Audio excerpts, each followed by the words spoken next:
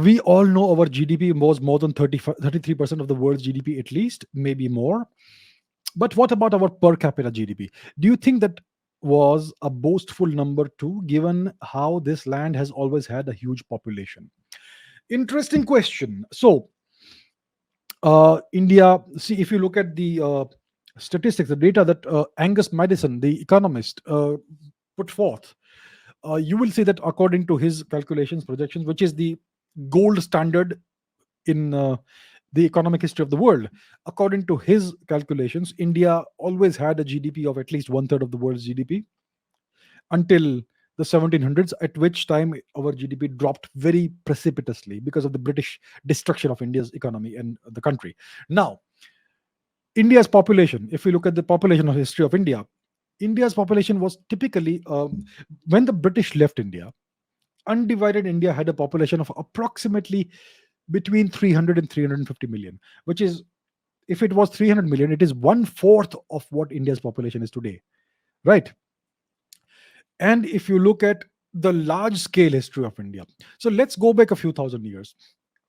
If we go back about to around 3000 BC or 3500 BC, we had the Sapta Sindhu phase of India's civilization, the Saraswati Sindhu phase of India's civilization, with the which the Western people call the Indus Valley civilization or the Harappan civilization, which is nothing but one phase of India's civilization. So if you go back to that time, India was demonstrably demonstrably the most technologically advanced culture in the world, a fully industrialized, fully urbanized civilization with the highest technology available at that time anywhere in the world. And at that time, I can guarantee that India's GDP would have exceeded half the world's GDP. And at that time, it is estimated that India's population was around 5 million. 5 million. Not 300 million, not 1.4 billion, which we are reaching today. It was merely 5 million. So, more than half the world's GDP for 5 million people. Can you imagine the per capita GDP which we would have had? So, we have to put things in perspective. This is a very interesting question. I mean, I wish that people would think more along these lines. So, we have to look at what the population was like from the best estimates that historians and scholars have. So, the best estimate for India's population uh, during the Saraswati Sindhu phase was about 5 million people.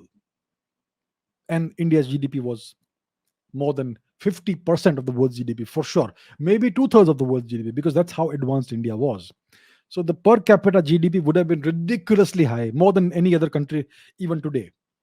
So these are not boastful numbers. The numbers are actually underrepresentations of what India would actually be, India's GDP would actually be. Because even if you look at the data that Angus Madison has put forth, there are a number of assumptions and oversimplifications that are not quite accurate when it comes to India.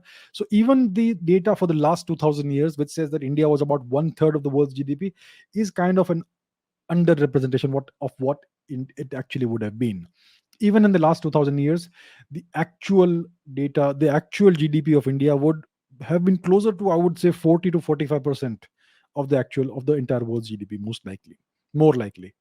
So that's what I can offer. But in the past, uh, before 0 AD or 0 BC, whatever you call it, India's economy was even more advanced, and the per capita GDP would have been really, really high.